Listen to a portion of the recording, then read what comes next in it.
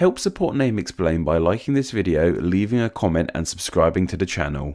All the words that we use are split into different groups called word classes. These word classes group together words that all have a similar function. In example, words that describe things like big, fast and hairy are in the word class called adjectives, and words that tell us what someone or something does like run, compute and swim are all in a word class called verbs. I'm sure a lot of you guys know all about this already, but still, I like to be thorough. Though of course here at Name Explain we don't care too much for adjectives and verbs. There's one specific word class we're most interested in, that being nouns. Why nouns specifically? Well, that's because words in the noun word class have the function of identifying things for us. In less fancy terms, nouns are names. It's not difficult to find an example of a noun. Look around the room / place you're watching this video in. Everything you see has a noun attached to it. Obvious things like cat, dog, door, table, cup, bread, pencil and human. These are all nouns. We can be even more specific with our nouns, like a human can be called Robert or an IKEA cup. And there's even words you may not fully realise are nouns at first, like love, freedom, courage and luck. These kinds of nouns are a little more abstract, shall we say. It's safe that nouns are everywhere. In fact, I would say they're perhaps the most common word class we use on a daily basis. It's pretty hard to think of an example sentence that doesn't contain a noun of any kind, other than sentences of 2 or 3 words that are just simple commands like come over here and please eat. And while these are all nouns, they aren't the exact same kind of nouns. Yep, the word class of noun breaks down even further into different kinds of nouns, and some of those even break down further too. So today, instead of just looking into one specific name or collection of names, let's take a broader look at our favourite word class of nouns, and try and understand a bit better the kinds of nouns we have here in English, and figure out how, why and when exactly we use them. And I guess just to cover some etymology, we can look into the origin of the names of these types of nouns. Explain the names of different types of names. How very meta. Also, I have to add that if you're watching this video because you are learning English right now and have stumbled across it, then thank you so much and I hope it helps. However, I must really point out that I'm not a professional, just a guy with an internet connection, so please make sure you're using some kind of professional language teacher too. Though maybe you are like myself and speak English natively and already know about these nouns. What's in it for you watching this video? Well, perhaps this will make you realise just how intricately we use nouns every day in different ways, and we do it in such a subconscious way that you really may not realise this. That's one of the things I love most about learning about language. It really makes you understand how and why some of the things we do every day actually work. Anyway, that's enough of a warning. The most common noun we come across, I feel, are concrete nouns. These are the names of physical, tangible things you can see and touch. Things that we mentioned at the start of this video, like cat, pencil and cup, are all concrete nouns. I guess concrete in and of itself is a concrete noun for the substance used in construction. Before this, however, concrete was an adjective meaning something that exists in a physical form. This word of concrete comes from the Latin concirculi, which means grown together. And the thing with concrete nouns is that because they are so commonplace, they actually break down further into 2 different kinds of concrete nouns, these being common nouns and proper nouns. When to use a common noun or proper noun all comes down to the specifics. A common noun is an unspecified name for a thing, e.g. just city or human, while a proper noun is the specific name for something, e.g. London or Barry. From my theorising, every proper noun can have a common noun, but I don't think every common noun has a proper noun, if that makes any sense. As for the etymology of these 2 terms, well, common comes from Latin and means shared by all, and proper comes from the Latin pro privo, meaning one's own individual thing, and it shares its root with another word relating to something being just to yourself,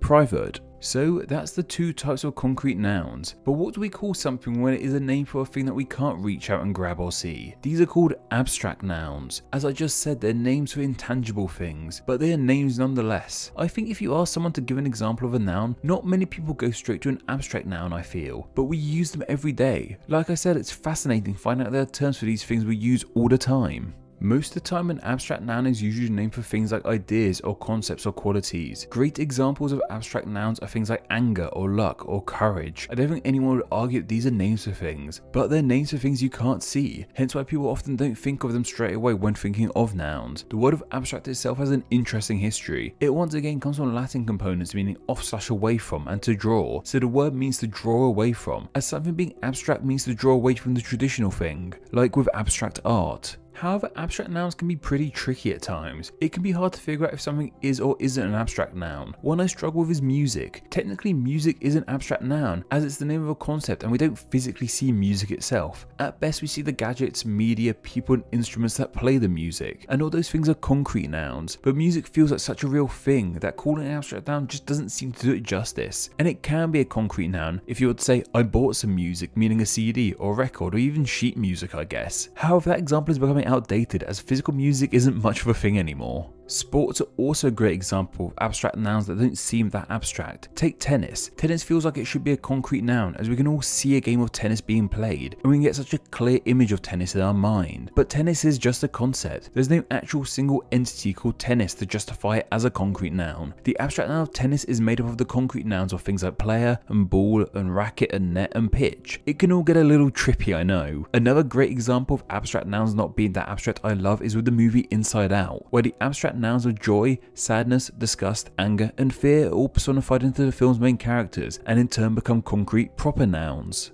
I hope all this talk of abstract nouns hasn't made your head spin, because the next two types of nouns can get kind of confusing too. These are countable and uncountable nouns. Now these aren't so much unique nouns, but another term that can be applied to concrete and abstract nouns. A countable noun refers to a kind of word that can be counted, meaning they can be pluralized and have a number added before them. These can be concrete and abstract nouns. A great example of a concrete countable noun is book, as in there were 7 books on the shelf. And an example of a countable abstract noun is with dream, as in I had 2 dreams last night. Notice in these cases that the word of book and dream didn't sound weird by having a number before them and an S after them. This is how we know they're countable nouns. This also ties into pluralization of nouns, but we'll cover that a bit later. The adjective of countable comes from the verb to count, which once again derives from Latin meaning to count/sum up. So what about uncountable nouns? These are nouns that can't be counted, but that sounds silly, right? There's very few things out there aren't multiples of, and while yes, we can have multiples of these things, we don't represent there being multiple of them in the same way as we do with countable nouns. Apologies if that sounded confusing. A great example of a concrete uncountable noun is with bread. In English, it isn't grammatically correct to say, I have 4 breads. Bread doesn't ever really have a number preceding or an S following it, but of course we can have multiple bread, and to represent this in words we need to say things like I have 4 slices of bread or 4 loaves of bread. Other uncountable concrete nouns include the likes of wood, trousers and wool. To pluralize these words, another word has to be used. In example, we could use chunks,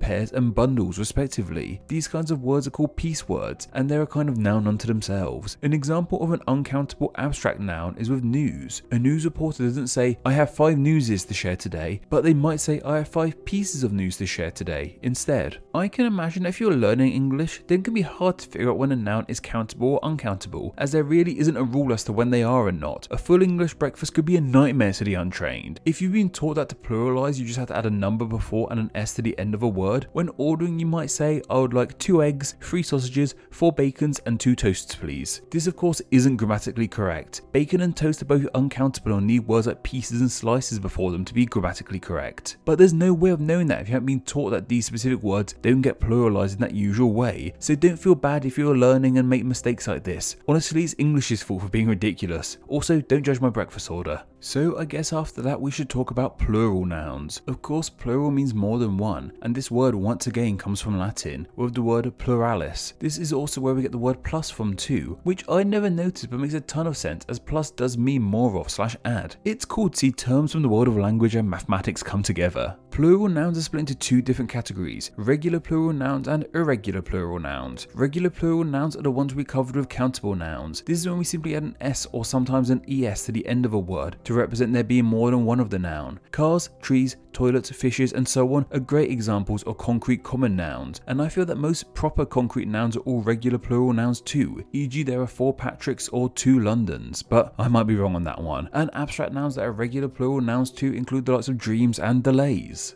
Irregular plural nouns, however, are when words change more than just adding an S to the end when representing multiple of the noun, like how the A changes to an E in words like men and women to represent multiple men and women. However, some change a bit more, like with wolf becoming wolves and ox becoming oxen, and some don't change at all, like with sheep. There's no one way in which irregular plurals work. It seems like you've just got to know them. Though something I find fascinating with these are the ways in which regular and irregular plural nouns can act with countable and uncountable nouns. Take the phrase I lost 5 teeth.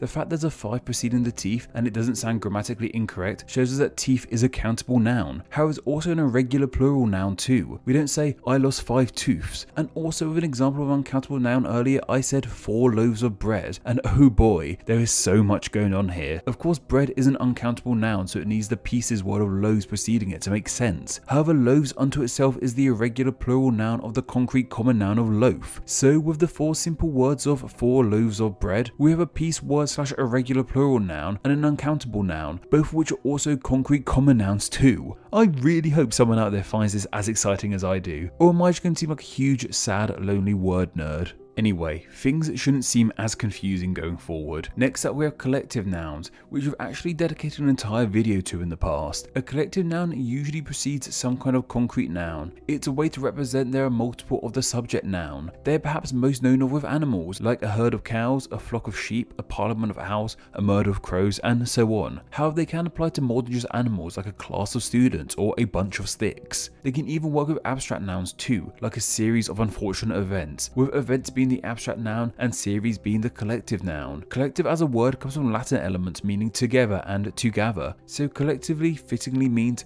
to gather together. Compound nouns are pretty simple to understand too. This is when two pre-established words come together to create a new word. This can be two nouns like with bedroom, but it could be an adjective and a noun like we see with greenhouse, a verb and a noun like with swimming pool, or even an adverb and a noun like with onlooker. A compound noun can even be made up of two non-nouns but create a noun. Neither in nor put are nouns, but when combined to create input, they are seen as a noun. On top of this, input is an abstract noun, showing us that compound nouns can be concrete and abstract. We can also make proper nouns from compounds too, like with the wrestler The Big Show. The word compound itself is actually something of a compound too, coming from the Latin com meaning together and ponere meaning to place, so it means to place together. And then we also have possessive nouns. These are what they sound like, nouns that represent who or what has possession of something. They are most commonly formed by adding an apostrophe and an S onto a noun, like Jack's balloon or Daisy's hammer. They're pretty often seen with proper concrete nouns, but common nouns could have them too, like with the car's wheel or the tree's leaf. And I guess abstract nouns can be possessive too. I came up with the sentence, my anger's origin comes from stepping on Lego, and here we have the abstract noun of anger being a possessive noun too, as the origin belongs to anger. But simply saying I'm angry because I stepped on some Lego is probably more likely what someone would say. And possessive once again comes from some old boring Latin roots too.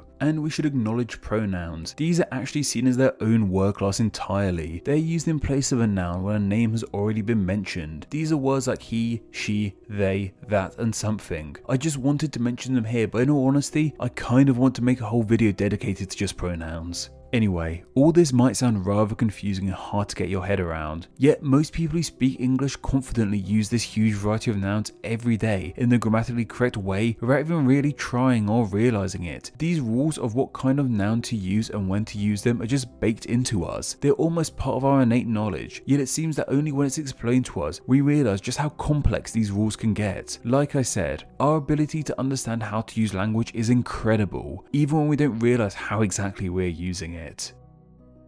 Thank you to all my patrons who support Name Explain on a monthly basis. Patreon is vital to Name Explain, and donating just $2 a month allows you to enjoy ad-free videos and bonus Patreon exclusive content. It also allows you to help choose what names get explained in upcoming videos, and gets your name here with all these awesome people. Thank you so much for all the support you guys give Name Explain.